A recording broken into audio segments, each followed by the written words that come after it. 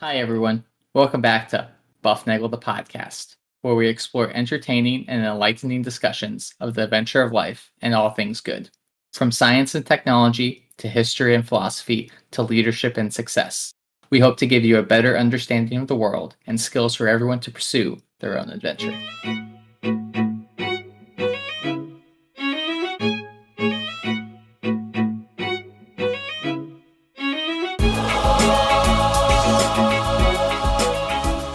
Hi, everybody. Welcome back to Bufnagle the podcast, where we talk about all things good, the pursuit of the adventure of life. I'm Zach, and I'm back in the saddle again. I think that's a Aerosmith song, but we can talk about them a little bit later on. However, I can't do this thing alone. So, as always, I'm joined by Rafe, and as always, I'm now also joined by Harry. So, how are you guys doing today? Zach, I'm phenomenal, and this is going to be a great show. I can tell because, well, I'm going to let Harry explain when he gets on about why this is going to be a great show. But first of all, we're going to start off. We're going to thank the listeners as always. Thank you for being here. We appreciate having you here. As always, you can reach us at bufnagle@bufnagle.com. We're on Apple Podcast and Stitcher and Knitter or whatever those things are. Yeah. Hey, do us a favor if you would, because I know you're out there thinking, how can I help the buff? All right, the way you can do it is you can share the love, share the buff, tell your friends, and have them subscribe, make a 5-star review, tell their friends, and it's like this is like what do they call it? It's one of those pyramid schemes. Like you tell a friend, and they tell 2 friends and 4 friends, and eventually, in like 7 degrees of Kevin Bacon, we'll all be listening to the buff. It'd be like the Bill and Ted universal happiness kind of thing. So everybody get on the buff, share the love. Harry, how are you? You know what? I'm fantastic. I'm here, which is so it's always a good day. For some of the listeners back at home, I don't know if they've ever heard the full story of how the buff came into being. But part of it is let's just record our phone calls with each other because we talk to each other for 45 or 60 minutes at a time. And as we were beginning this episode, we're determining, okay, which of the many topics that we have kind of lined up, which one do we want to talk about? And, we're all going back and forth. And Zach just goes, you know what? You're going to do the Pilgrim episode. And he clicks the button and goes, 3, 2, 1. And you know what? Now we're here. But see, that's the Pilgrim episode. That's the thing. We're not doing the Pilgrims yet. Okay, that's coming up because Thanksgiving's coming up in the not so distant future. I don't know what's going to be. Zach, and I was here. All right, Zach, tell us where we're going. Yeah, so if you've been paying attention, I've been not here, and Harry's been here for me. And the big reason for that is because, well, we're going to talk about that among the other reasons of the power of rest and the fact that I needed to take a step back to allow this thing to exist, and the importance of giving rest into our society, into our lives, and into the ability for us to positively affect others by giving ourselves rest and space away from things that we do. We're all busy people. Dad has a job, Harry has a job, I have like 7 jobs. We all doing lots of different things, but sometimes we can't do all of those things at the level we want. So eventually we have to take a rest and we have to take a break. So that's what I've been doing for the past 5-6 weeks. Well, Zach, that is I didn't know where this was going, but you said that, and Harry and I both kind of lit up, and we both grabbed our pencils and started scribbling things down. Today we record some different days of the week, doing different things, different times. Today we actually happen to be recording on the day of rest.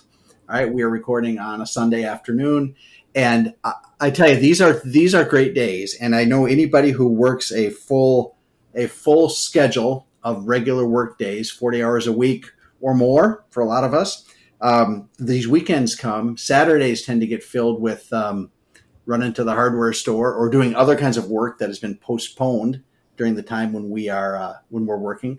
And then Sunday comes and we do a little church time, and then we have a little day of rest. I took a nap today. That's always a good thing. Naps are fun. And I think it's really important to take the rest on Sunday. It's tempting to just make Sunday another Saturday and another day of work. But I think it's important, Zach, like you said, to make it a day of rest. Well, it's also important to define what rest is. I think we get caught up in the idea of, like you said, work 40 hours a week across whatever it is. But then like rest also just means giving yourself time to just relax. That relaxing is almost work in itself, but that work is work for yourself so that you can better show up in your spaces. If I, was on for the past 6 weeks doing this thing on top of all the other stuff I was doing, there was no way I could have done the stuff I was doing and what I'm creating there the way I wanted to, at the level I wanted, without this hurting or without the stuff I was doing hurting. I wouldn't be in the position I am today. By giving ourselves rest, by being able to take that step back, by being able to focus, give ourselves a little bit of grace and kindness. There's a self-love component to this as well. We get the opportunity to fully show up at the highest version, and because we were able to reset ourselves and be in a position to rest, recover, and then attack or do whatever we need to do for the next thing. So how do I want to know this? Like, how do you rest? All right, different people rest in different ways. All right, and so the question is, how do you do that?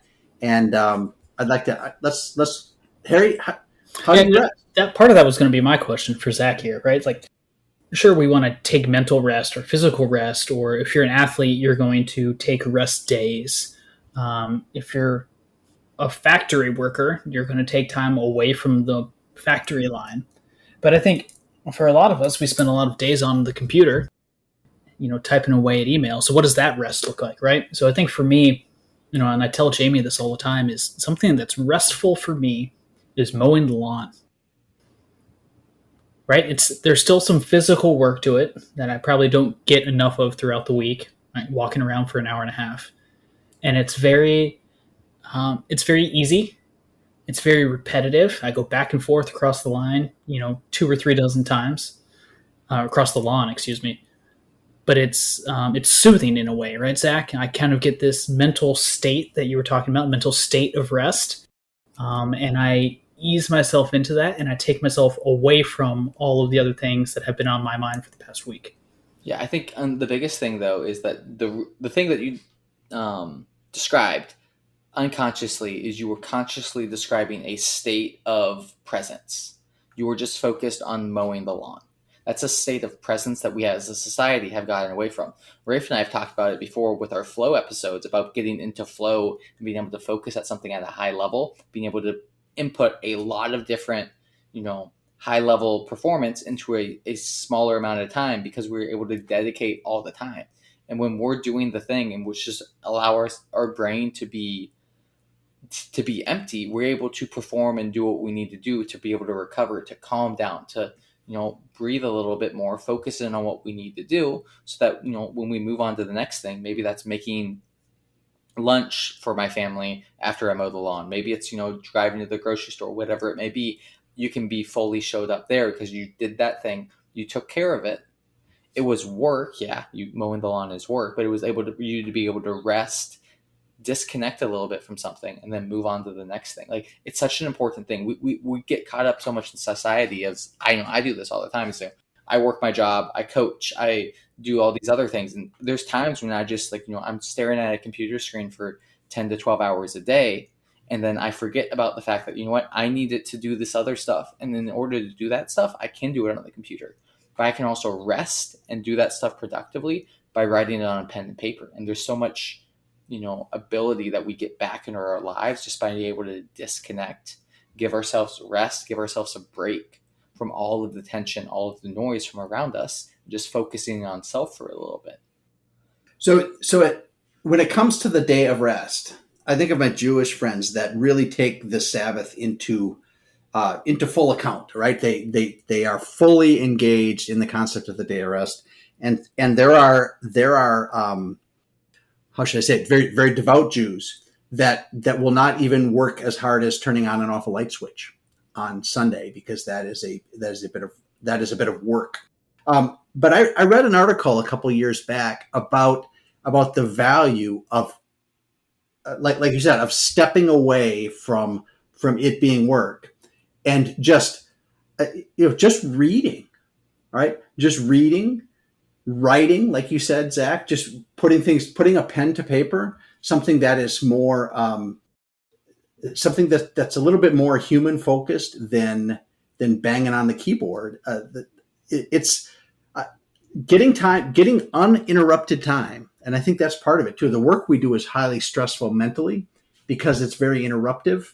It's hard to commit to just doing, you know, my job starts at 8 in the morning or so, but my West Coast colleagues don't join me till 11, which is great because from 8 to 11, I'm pretty much uninterrupted. I can do what they call deep dives into certain things. And that's work that doesn't really feel like the other kind of work. The work from 11 to 5 or 6 at night is very stressful because it's constantly pinging back between different ideas. The wonderful thing about the Sunday day of rest is whatever I'm doing, whether it's doing hobby stuff or reading or taking a nap, I can generally crank it out uninterrupted, and there's tremendous value in doing that. So, do you think that you mentioned hobbies, right? And this is something that I've kind of struggled with recently. Is do hobbies? When is how far is too? I guess how far is too far with a hobby, right? When do you go from playful restfulness or mindful restfulness, as Zach is talking about, and that hobby turns into a chore, right? You like woodworking. I'm sure you get too involved sometimes. Sometimes. Well, okay, so I'm thinking of my friend Bob. All right, Bob's been on here, and he talked about hobbies, Yeah. and he has said that he will work till unbelievable hours of the middle of the night working on his doing his train stuff, and I guess that's it. It should be at the point where you're doing it and you are in the zone, you are enjoying it, you are it's part of you and you are part of it, and you look up at the clock and it's 2:45 a.m. I've had woodworking situations like that. Normally I get tired before that, and when I'm tired working in the wood shop, I stop because it gets dangerous. But if I'm playing Lego stuff or if I'm doing other sorts of uh, just things that are safe, um, that is, I think you can go forever, and I don't think it's a matter of. It's hard to make it too much unless it starts interfering with other things that you're doing. Yeah, I mean, I think like the biggest thing is like making it like not a thing that you feel like you have to do, not a chore that you have to do. It's a thing you get to do because it elevates and makes your life better. It's not, oh, I have to work out because therefore I get to, if I work out, then I can have pizza. It's like, no, I get to work out because it's good for me. It clears my mind. It's good for my body. And then, afterwards, I have some friends at the gym I can talk to, whatever it may be. And then I go on with the rest of my day. And that hour I spent at the gym, hour and a half, whatever it was, elevates my life so I can, do more with the rest of my life. But also, like, I need to understand that if I go to the gym every single day, I work really, really hard every single day, I am going to burn out at some point. My body is going to physically burn out, and mentally, I'm also going to burn out. So I need to understand and recognize the fact that I need to take time away. Maybe that means like I go for a walk. It took me forever to realize this. Like I grew up as an athlete, so I always thought the idea of going on a walk was stupid because it's like, oh, why would you go on a walk when you could just run? Because running. Yeah, man, you're gonna get way more done with a run than a walk. Yeah, so I got this mindset of I have to, if I'm going to do something like that, I'm going to go on a run. I go to the gym. It's like, no, now I'm very intentional. It's like I take a walk 4 or 5 times a week, not a day. That would be fun if it was a day, but it was 4 to 5 times a week, and I do that to just allow myself to be present for me and just be able to have my mind float the same way Harry kind of has his lawn mowing thing. It's the same type of idea. It allows my mind to focus on other things so I can then fully show up in the things that I do. So Harry's talks about that. I guess I call it a mind numb task of mowing the lawn, Yeah. and I've felt that cathartic. I tend to listen to podcasts and music and stuff when I'm mowing because I have those noise canceling headphones on. Tip for anybody out there mowing: wear some ear protection because your ears only have so many vibratory cycles in them. So take care of those Listen to ears. Rafe talk about gratitude. Yeah.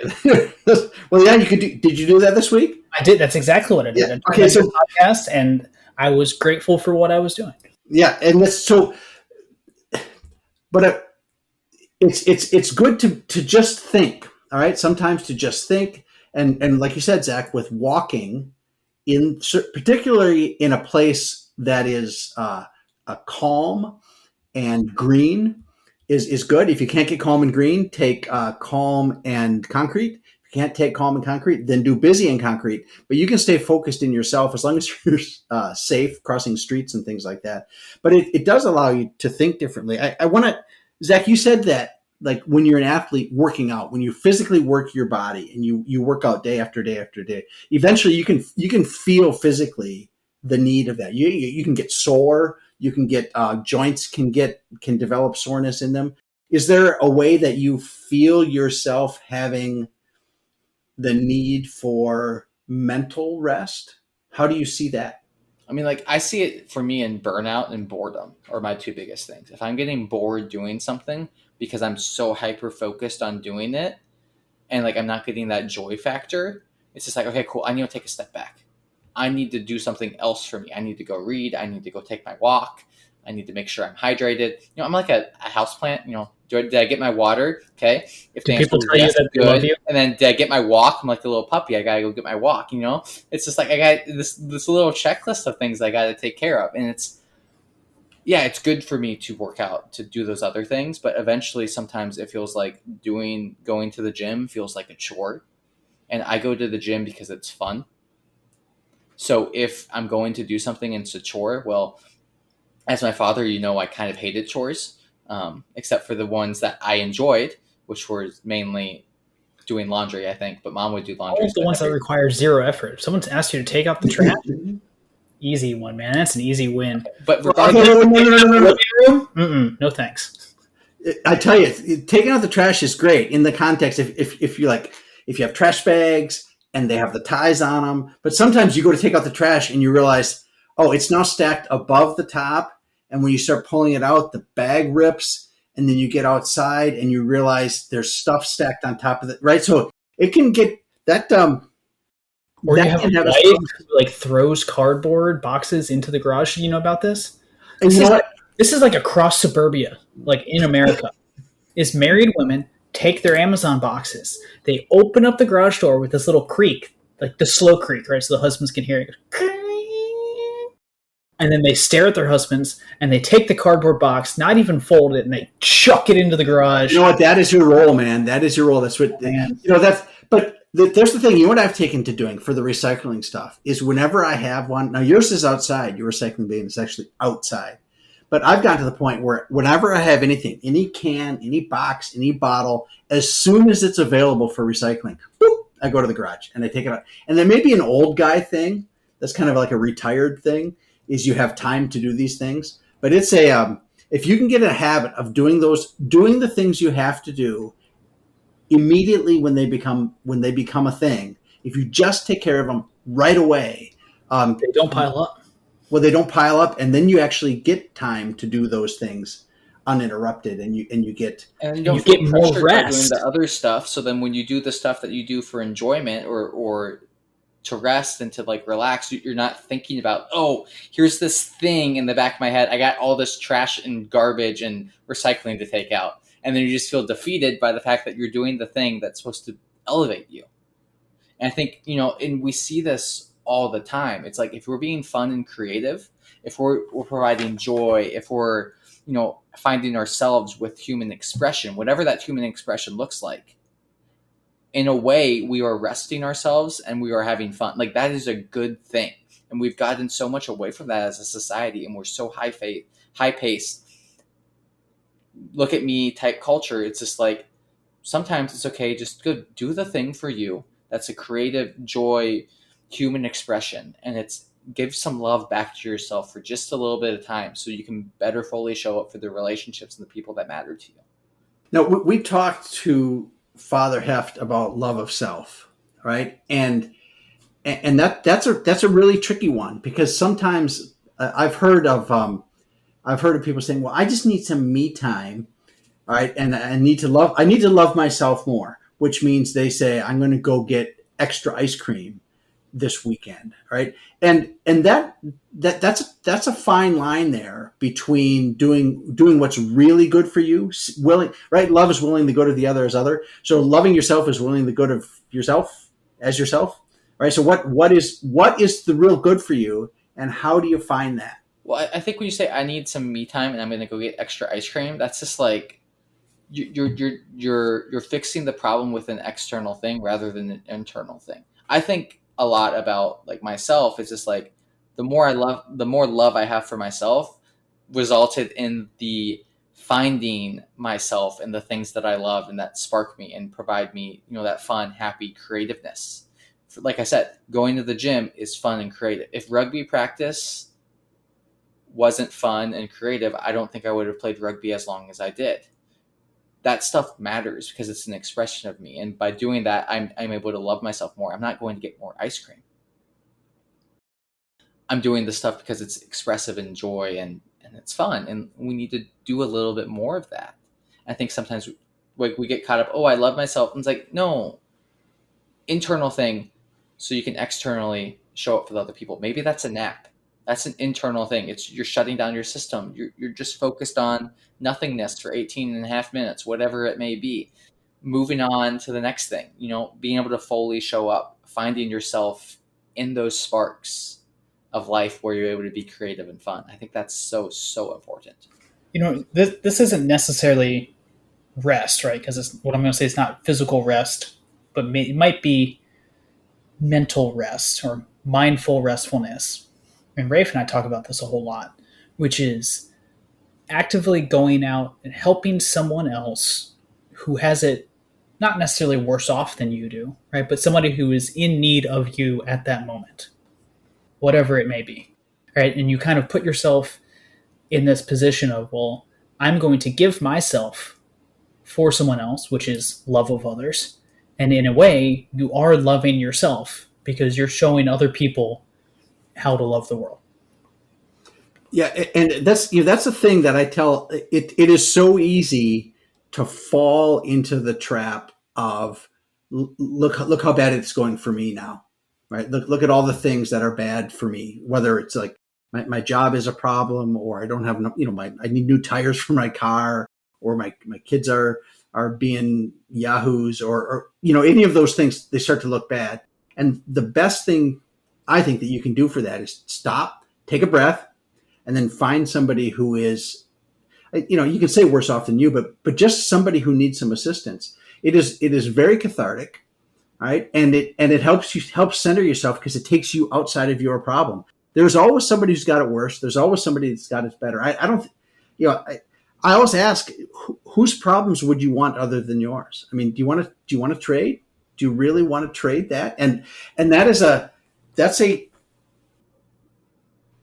tough thing to come to realize, is that you wouldn't want to trade it with anybody else. And one of the best ways to do that is to do something positive, like you said, Harry. And I know when you were out of the country recently, I know that was a place for you to get some real joy, was to provide some assistance for some people who needed it. Well, absolutely. And it gave me, what Zach's talking about, gave me rest from work, right? It wasn't doing my deployment work. I actually had an hour or two to go do something that I thought was good, and I managed to even do it in a country that wasn't the U.S. So I don't know, I might get bonus points there or something. But, it was good for me. Yeah. So do you think this I'm going to say this culture, okay? It's this culture that is so hyper, like the phone is really a big thing for a lot of people, and it's a wonderful tool. It is a phenomenal tool for communication, for information. But it sucks you in, and it can lock you in there. Does doing something, I think I'm loading the question here, this is going, is doing something with your hands, building something, making something out of wood, drawing something with your Crayola crayons, going out and doing colored pencils. Is that what they are? Okay. So, or out touching the earth. I have to believe that there's something about that. And I know, Harry, the work that you talk about doing was, I think it was laundry, wasn't it? Which just I washed laundry by hand for 30 minutes or 3 hours. Yes. Yeah. So it is those things are so beneficial to you because they take you back to your full person. And if you're doing those, like if I'm doing relatively mindless work, like sanding pieces of wood, by hand, and I have a lot of them to do if I'm making a bookcase or something like that. That can be drudgery, but it can be very cathartic if I'm if I'm thinking about something, or I'm listening to something that's allowing me to grow and to be smarter and to be a better person. I think that's absolutely right. I talked to Jamie about this the other day, um, and because you mentioned the phone thing and this culture, and I still want to try to stay on this topic of rest that Zach has us with. Um, the phone is the exact opposite of rest. Even as you are scrolling through Facebook or scrolling through Instagram or browsing whatever, I would say unless you are reading an article, reading some kind of, I'm going to say informational article, not news article, because that's just drudgery and treachery and whatever else you want to throw at it, skewed to some extent. And it's almost always negative, right? Yeah. Very rarely do you see or spend 30 minutes at a time reading the story about the puppy who was trapped in a tree saved by the teenager across the street. But the phone takes us away from those things that give us rest, right? And you are actively involving yourself in something that is mindless instead of mindful. And it's you're not giving yourself the opportunity to turn off your brain in a sense, right, and listen to something good or read something good or work with your hands, and instead you're just giving it to content creation and all of our lovely people who work in content creation like ourselves. Right. But we create What I'm really saying is listen to the buff and learn something as opposed to just scrolling through Facebook. well, I mean, and I'm not even going to go there. I'm not even going to go there. Are you sure? Are you sure you're not going to go there? All right. This is a good podcast. We're happy, positive, upbeat. Like there's no right. point to talk about that. Just like Harry said, do something for other people. Like the idea of being mindful.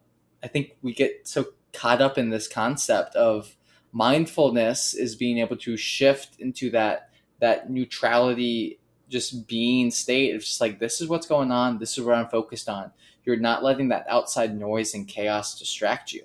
You just get to be centered in on that present moment, whatever it may be. Maybe you're playing with your kid, maybe you're playing with a puppy, maybe you're making upside down pineapple cake. I don't know, whatever you're doing, but you're focused truly in on that moment, and you're not getting so caught up with the fact that you have 3 text messages, I don't know, or 17 notifications on Instagram. That stuff doesn't matter.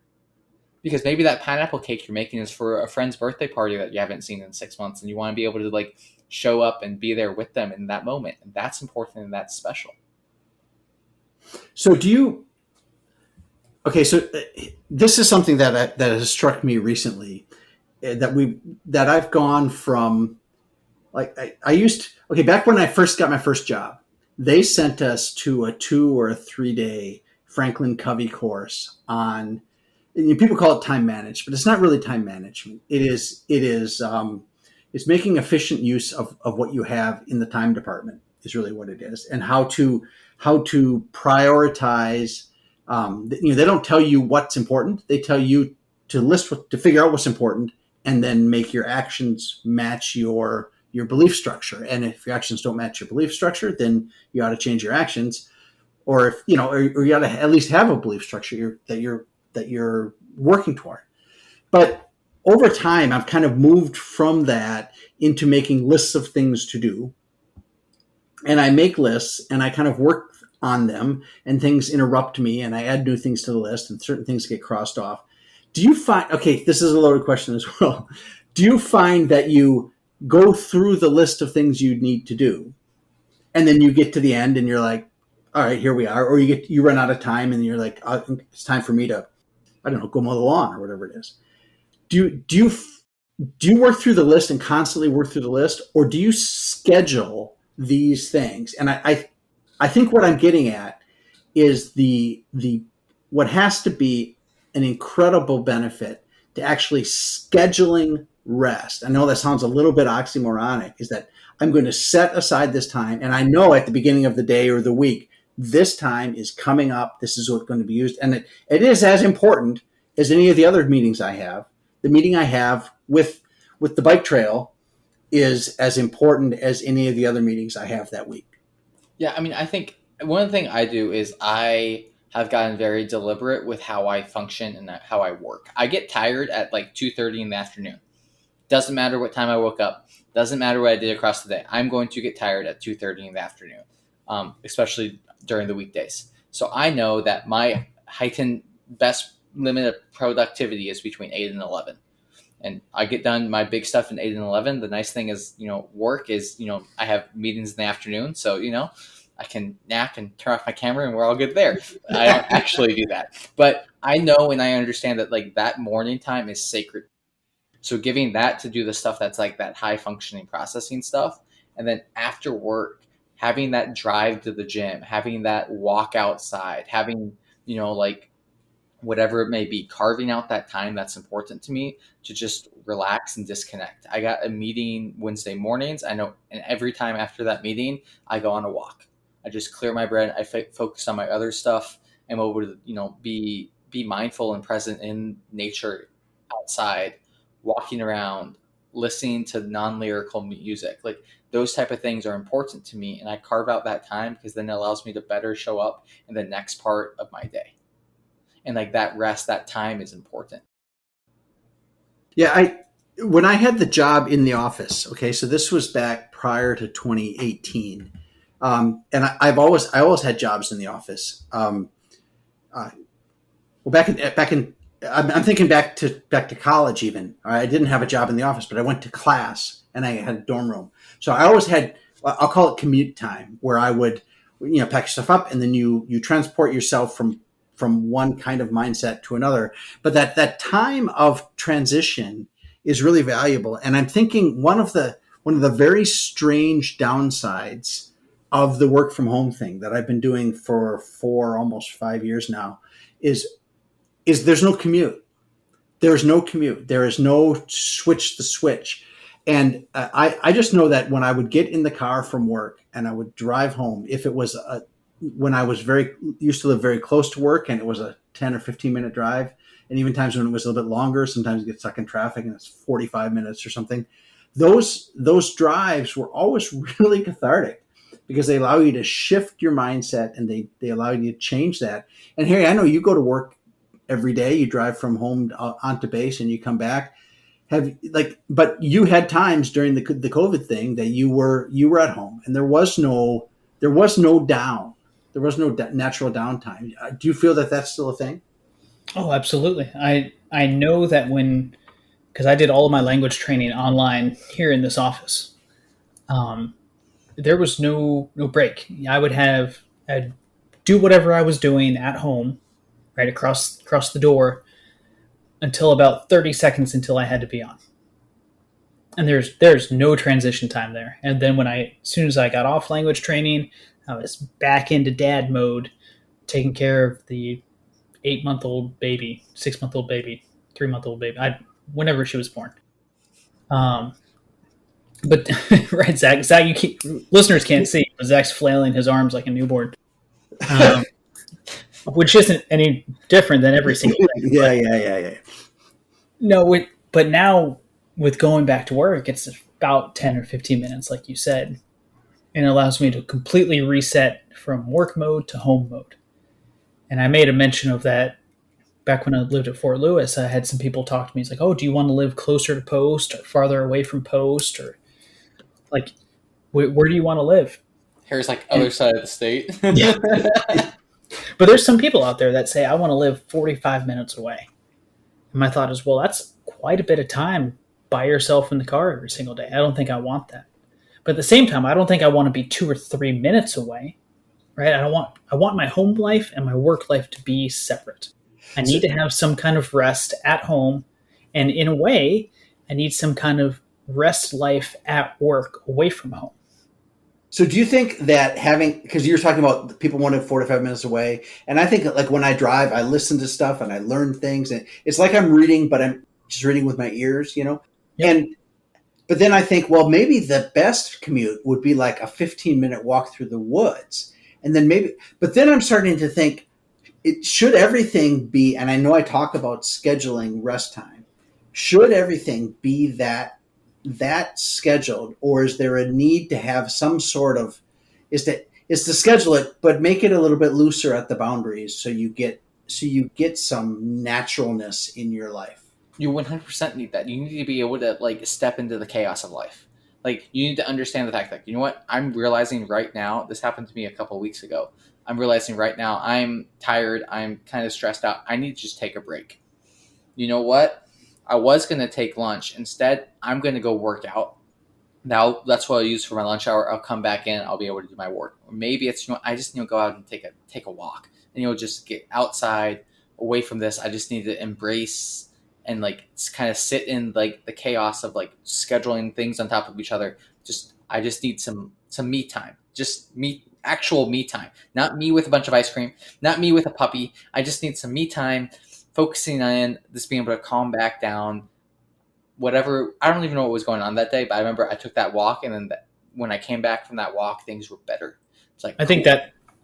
think part of that goes back to prioritization of priorities, right? That's where that word comes from. You have to prioritize in your life what is important and what's not. And with what Zach said, maybe today I go work out during my lunch hour instead of, chowing down on this pizza that I've had sitting in my fridge, right? Like maybe you just reprioritize what you need in that moment. At the same time, if you got a heavy 9 to 5, 80-hour, or excuse me, 40-hour work week, sometimes your work does come first, and you need to reset in different times and different locations. Not everything is super flexible and not everything is super rigid. But if you build in those buffer times, you can find periods of rest and periods of flexibility. Yeah. So seek the rest, seek the good that comes from the rest, plan it, but don't plan it so much that it becomes stressful, I guess is the way to think about it. I would say so. Yeah, absolutely. I think that's a perfect way to talk about that. But I think the other thing we gotta realize with rest is is going to allow you to better focus in on the things. Rest is not just a passive thing. It can be passive, but there is also an active component, giving it back to what you need. So that's all I got. Unless you guys have any other final lingering thoughts here. No, we're all good here. Thoughts, but not on topic. Love it, love it. With all of that said, I want to go remind you to go seek the good, be the good, and spread the good. Enjoy the adventure of life.